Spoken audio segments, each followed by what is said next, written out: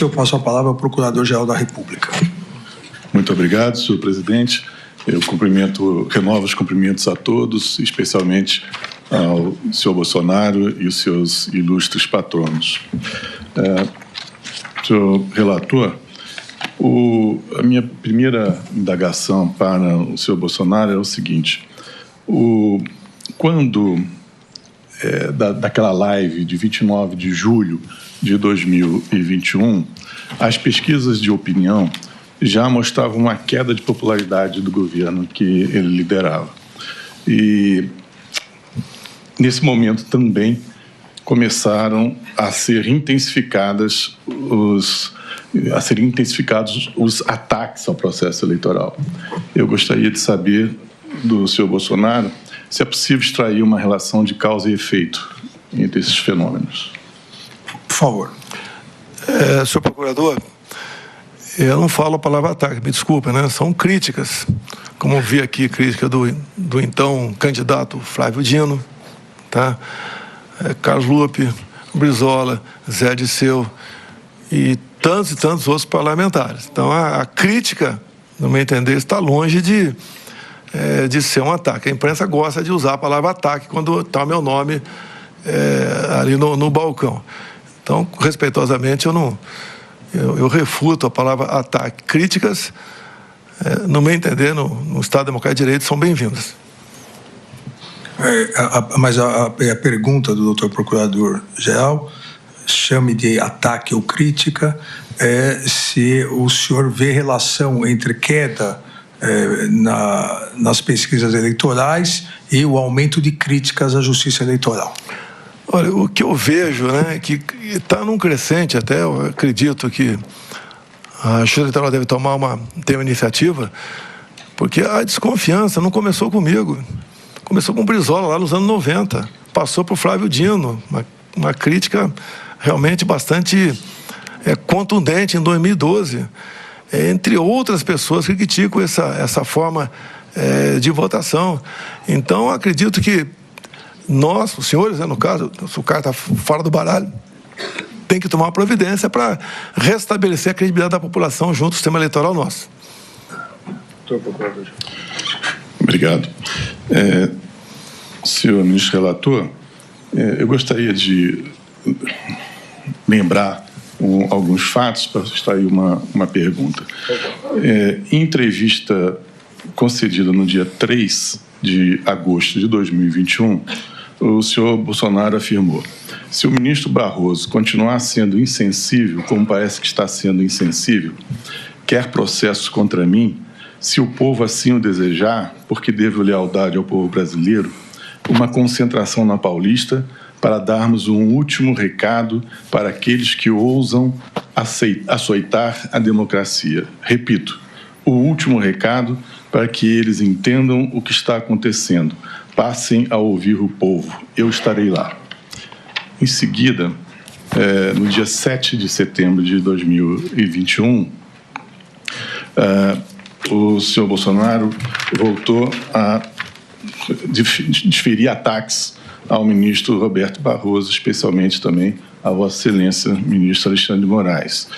E ele, se referindo ao presidente do Supremo Tribunal Federal à época, o ministro Luiz Fux, o senhor Bolsonaro disse: ou o chefe desse poder enquadra o seu, ou esse poder pode sofrer aquilo que não queremos. Eu gostaria de saber qual era o objeto dessa ameaça feita publicamente. O que é que o Poder Judiciário poderia sofrer? Por favor.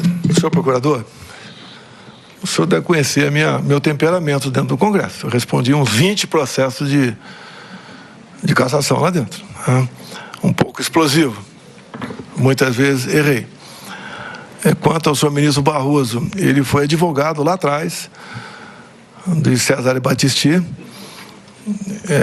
Ele trabalhou aqui para que ele permanecesse no Brasil. E eu, como parlamentar, trabalhava para ser extraditado para a Itália. Então, tivemos embate lá atrás. O senhor pode ver, ao sair de uma reunião da UNE, ele falou, né, derrotamos o bolsonarismo. A gente tem algo pessoal entre nós dois. Assim, eu relevo muita coisa, parece que ele não marcou isso aí, não me esquece. Então, esse atrito com o então advogado Barroso vem lá de trás. Não tem nenhuma ameaça a nenhum poder. O senhor nunca viu tomando nenhuma providência contra um poder sequer da República. Nenhum. Nada. Fecha isso, fecha aquilo, zero. Desabafei muitas vezes porque eu entendi que certas decisões, né, a gente tem que respeitar, tem que cumprir, mas eu reagi a essas decisões. Não existia nada de concreto para ser feito contra o Poder Judiciário, no caso, como Vossa Excelência falou agora há pouco aí. Senhor Procurador. Após a proclamação do resultado das urnas nas eleições de 22, senhor ministro relator, houve notórias convocações populares em redes sociais de um levante contra o estado de intervenção militar, medidas de exceção, isso deu lugar a fechamento de rodovias em diversos pontos do país, a instalação de acampamentos de pessoas clamando por intervenção militar, quer dizer, golpe de Estado, e às portas das unidades militares. Eu gostaria de saber do senhor Bolsonaro como ele viu esse cenário, por que ele não desmobilizou imediatamente essas ações que questionavam os resultados das urnas, postulando providências contrárias à normalidade constitucional. Por favor. Senhor Procurador, desculpa aí. Tão logo as eleições se acabaram, começou-se um movimento muito forte pelo Brasil. E o mais forte foi dos caminhoneiros. Se eu não me engano, dia 1º de novembro ou dia 2, eu fiz um vídeo pedindo, então, que eles desobstruíssem as vias. Se eu não me engano, nós tínhamos perto de 1.000 pontos de estrangulamento. A própria PRF sozinha não podia desmobilizar. Se eu almejasse o caos no Brasil, é só ficar quieto. No governo Temer, teve uma paralisação de alguns dias e o reflexo da economia foram danosos para todos nós. E nesse meu vídeo, a gente vai anexar o processo, que eu pedi aos caminhoneiros para desobstruir as vias, porque esse não é a nossa maneira de ser. Nós não somos como o outro lado, que não mede consequências para atingir o seu objetivo. Então, nós trabalhamos sim para que isso fosse desmobilizado. Dia 1º de novembro, inclusive, coisa rara, né? Eu fiz uma leitura com toda a imprensa na minha frente, porque eu sempre fui de falar de improviso. Então, dia 1º de novembro, com toda a imprensa na alvorada, vou ler só um primeiro parágrafo aqui. O que eu falei? As manifestações pacíficas sempre serão bem-vindas, mas os nossos métodos não podem ser os da esquerda, que sempre prejudicaram a população, como invasão de propriedades, destruição de patrimônio, cerceamento do direito de ir e vir. Então, foi o primeiro pronunciamento meu, tão logo após as eleições. E eu comecei esse pronunciamento com vocês vão sentir saudade de mim. Só sem saudade de alguém quando alguém vai embora. Eu já dei o sinal que estava indo embora, logo dia 1º, não tinha mais nada o que fazer. Esse foi um sinal claríssimo que eu dei. Também aproveitando, talvez Vossa Excelência pergunte, né? Mas eu responderia no momento final, a transição começou no primeiro dia útil. Nós nomeamos o Ciro Nogueira, senador, para ser o homem nosso para fazer aí a transição. Do lado de lá, eu acho que foi dia 5, por aí, eu publiquei o nome de Geraldo Alckmin como o homem que ia responsável pela transição do outro lado. Uma transição pacífica, ninguém teve nenhum problema. Me procurou o ministro José Múcio, acho que está um pouco inibido, né? Queria maior flexibilidade, maior ação junto aos comandantes militares. Liguei, deve ter sido para o ministro da Defesa, e tudo foi disponibilizado para eles. Logo depois também, em dezembro, o ministro Zé Múcio foi lá no Alvorada falar comigo e pediu que eu nomeasse os comandantes indicados pelo presidente Lula, eleito. E nós indicamos 2 comandantes, atendemos, então, o presidente Lula em 2 comandantes nomeados no meu governo para atender ao governo dele. Ou seja, e mais ainda, dia 30 de dezembro, o dia que eu fui para os Estados Unidos, eu fiz uma live, tá? Nós não queremos o confronto nem estímulo. Ninguém vai partir para o confronto. É a pior maneira de tentar resolver o assunto. E complemento, termino. Não vamos achar que o mundo vai acabar no dia 1º de janeiro. Vamos para o tudo ou nada? Não, não tem tudo ou nada. Inteligência. Mostrar que somos diferentes do outro lado. Nós respeitamos as normas, as leis e a Constituição. Está na minha live. Eu pacifiquei o máximo que pude ao longo dos 2 meses de transição. Não houve ida para confronto, não houve estímulo da minha parte a fazer nada de errado. Obviamente, perdi a eleição, não convoquei ninguém para fazer protesto, fazer qualquer coisa ilegal ou até mesmo legal. Eu simplesmente fiquei recluso lá no Palácio da Alvorada, esperando, né? Que não parece que não chegava nunca esse dia para eu cuidar da minha vida. E resolvi partir para os Estados Unidos e deixar aqui o Brasil na mão do vice por um dia. E daí, como aconteceu, o presidente eleito assumiu e começou a tocar o Brasil. Senhor ministro relator, eu gostaria então de saber, de ouvir do senhor Bolsonaro, que ele confirma que não tomou nenhuma providência, não tomou nenhuma medida para desmobilizar a população que se encontrava na frente dos quartéis-generais, clamando por intervenção militar, e afirmando apoiadores dele, e intervenção militar que significava, evidentemente, quebra da normalidade democrática. Alguns poucos falavam, até em AI-5. Quanta vez o movimento nosso pelo Brasil, eu orientava o pessoal a chegar quem estava com a placa da AI-5. O que é AI-5? Eu não sabia o que era isso. Intervenção militar, isso não existe. Eu pedi para o senhor praticar o suicídio. O senhor não vai praticar o suicídio.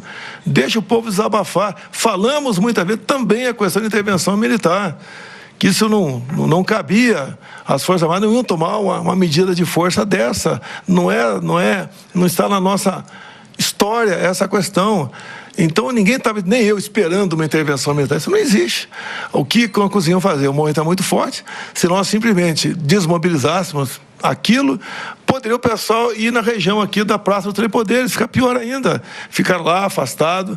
E no meu governo, 4 anos cheio do meu governo, nenhum, senhor Paulo Gonet, nenhum ato atentatório à democracia se fez presente. Se era tão atentatório assim, porque no dia 2 de janeiro, o atual presidente não o desmobilizou.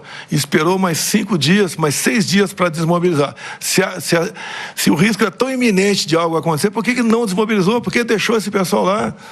Agora, como já disse aqui, quarta, quinta-feira, que antecedeu o de janeiro, tinha em torno de 300 pessoas ou menos aqui em frente ao Forte da Paz. Já chegou a ter mais de 20 mil pessoas ali. Ou seja, tudo estava se acabando, tudo conforme nós planejamos, tudo voltando para a normalidade. E, infelizmente, eu não sei porque a Polícia Federal não apurou, quem convocou essas pessoas, em especial de outros estados, para vir aqui no dia 8 de janeiro. No meu entender, não tinha dificuldade de descobrir quem convocou, né? E saber como aquilo aconteceu. Essas pessoas foram embora, voltaram aos seus ônibus, foram embora, deixou o pessoal que estava lá já acampado lá, sofrendo as consequências que, no meu entender, a grande maioria sequer esteve próximo do prédio de Três Poderes, que inclusive nós repudiamos essa questão. Eu lembro muito bem, no dia 8 de janeiro, desde o dia 7 estava passando mal, o bicho intestinal, que é uma coisa que vai num crescente. Dia 8 passei mal pra caramba e dei uma tuitada às 9h17 da noite dos Estados Unidos. Manifestações pacíficas, na forma da lei, fazem parte da democracia. Contudo, depredações e invasões de prédios públicos, como ocorrido no dia de hoje, assim como os praticados pela esquerda em 2013 e 2017, fogem à regra. Nós repudiamos tudo isso aí. Não procede, com todo respeito, doutor Paulo Gonet, que eu colaborei com o 8 de janeiro. Se você pegar, pelo que fiquei sabendo, Polícia Federal, telefones, pegaram 2 telefones meus, gente do meu lado, mais de 1000 aparelhos recolhidos, não tem nada meu ali, estimulando aquela baderna que nós repudiamos, que nós nunca fizemos isso ao longo dos nossos 4 anos. Este pessoal conservador é um pessoal um pouco diferente. de outra parte da sociedade. Eu me orgulho desse pessoal que reaprendeu a amar a bandeira, a cantar nacional, a respeitar a família, a respeitar a criança em sala de aula, a acreditar no seu país. Então, isso tudo aqui, eu fiz e dei exemplo. Eu posso dizer a Vossa Excelência, quando eu mergulhei na piscina a primeira vez lá na Alvorada, estava quente. Chamei o pessoal lá, é elétrico ou é solar? Elétrico, desliga. Eu nunca gastei um centavo do meu cartão corporativo particular. A empresa gastava horrores. Nunca gastei um centavo. Entreguei os 48 extratos zerados. Tá? Quando viajava para o Brasil, dormia em hotel de trânsito. Custava em torno de 60, 70 reais. Pagava. Fora do Brasil, ficava em embaixada. Eu não pedi a minha aposentadoria da Câmara dos Deputados. Pedi depois. Passei 4 anos sem a aposentadoria das Câmaras dos Deputados para ninguém começar a me atacar. Ele ganha, na época, né? Vai ganhar 20 mil da Câmara, 30 de presidente, 12 do Exército. Não fiz isso. Fiz o melhor de mim, dando o exemplo. E a melhor coisa que pode fazer é o exemplo. Agindo dessa maneira. As minhas férias eram um quartel lá no Guarujá. E geralmente sozinha, minha esposa não gostava de ir para lá, ficava aqui com a família dela na Ceilândia, aqui em Brasília, pô. Então, agi dessa maneira. Agora, por favor, doutor Paulo Gonet, eu não torci para o pior. Se tivesse torcido para o pior, não teria desmobilizado os caminhoneiros lá atrás. E talvez, pela minha figura, o pessoal não fez absurdo. Agora, tem sempre os malucos ali que ficam com aquela ideia, né, de AI-5, intervenção militar, que as Forças Armadas, os chefes militares jamais iam embarcar nessa, porque o pessoal estava pedindo ali, até porque não cabia isso aí, e nós tocamos o barco, né? Então, me desculpa, respeitosamente, Vossa Excelência, não estimulamos nada de anormal. Doutor Procurador. Senhor Ministro Relator, na sede do Partido Liberal foi apreendido um documento contendo um discurso que era destinado a ser recitado pelo senhor Bolsonaro no momento da efetivação do golpe de Estado. O documento tratava expressamente de estado de sítio e decretação de operação de garantia da lei e da ordem. Eu gostaria de saber do... Estava na minha mesa, isso mesmo? Só um minutinho. Foi apreendido na sala onde o ex-presidente tinha lugar na sede do Partido Liberal.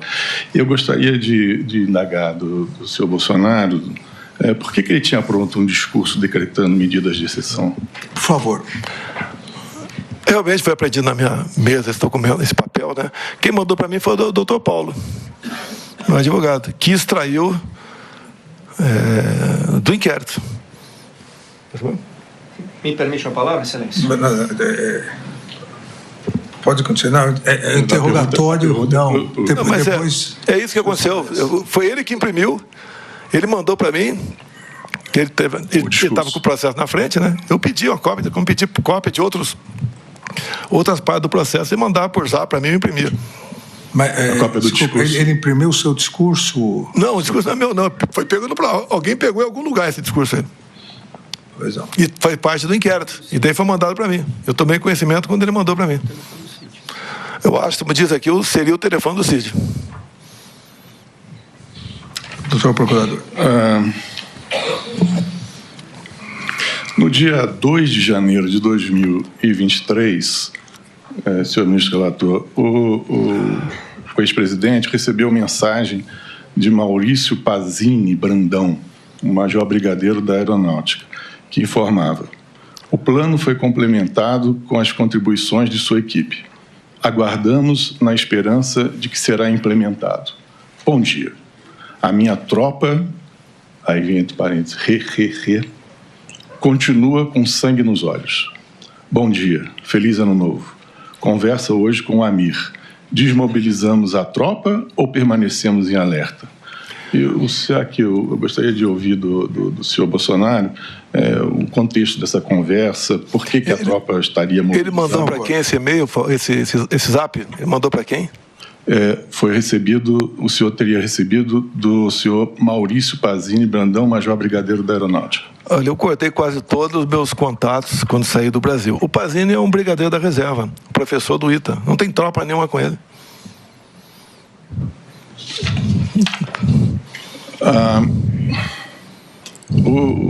Eu me desconheço de ter recebido Eu queria ver se está no meu telefone essa mensagem. Foi extraído do meu telefone essa O mensagem? senhor não se recorda de ter recebido? Não, discordo. Foi recebido no meu telefone essa mensagem. Então, eu repito, o Pazinho está de pijama, né, há muito tempo. Era um professor do ITA, depois veio trabalhar aqui em Brasília, aqui, nada mais além disso. Doutor Procurador. Senhor ministro relator, o senhor Bolsonaro gosta de enfatizar que sempre atua dentro das 4 linhas e que atua de modo institucional. Mas na reunião a reunião ministerial do dia 5 de julho de 2021, em que o senhor Bolsonaro disse que não era para ter sido gravada, tratava-se de um ato oficial. E eu gostaria de saber se o senhor Bolsonaro considera adequado mobilizar recursos públicos, convocar uma reunião oficial para apresentar posições pessoais sem comprovação e incentivar ministros do Estado a confirmar e a divulgar uma narrativa sobre fraudes eleitorais, sobre um sistema impróprio de funcionamento do sistema eleitoral. Por favor. Senhor procurador, é o meu temperamento. A convocação não foi para aquilo. Aquilo foi num momento ali de, como se fosse um intervalo, o início do que nós vamos tratar ali. Tanto é que se fosse algo repugnante, não teria sido gravado nada. Tá? Ou melhor, alguém gravou sem a permissão nossa, mas não estaria aquela 20, 30 pessoas com plaquinha na frente, mais umas 15, 20 pessoas assistindo aquilo tudo. Assim como eu acredito, né? Pode ser que não ocorra em alguns locais, né? Nos locais mais importantes, tem o horário do lanche ali, do desabafo, falar o que não deve. Aí isso aí não foi nada pensado, né? Fazer aquela reunião para fazer exatamente isso. Foi um momento de descontração ali naquele evento, dado o meu comportamento, que o senhor já sabe que depois daquela sessão secreta com 29 palavrões, né? Infelizmente eu tenho melhorado, mas estou longe ainda de atingir um nível mais civilizado para conversar. Só aproveitando essa questão, nessa reunião que é da ministerial, por que a presença do candidato a vice-presidente Braga Neto se ele não exercia mais nenhum cargo público? Eu nem sei porque ele estava lá, nem sei se ele estava lá. Ele estava ao seu lado. Mas tudo bem. Não vê nada demais ele estar presente ali, como se tivesse um deputado, um senador ali, também poderia assistir ali aquela reunião. Pois não.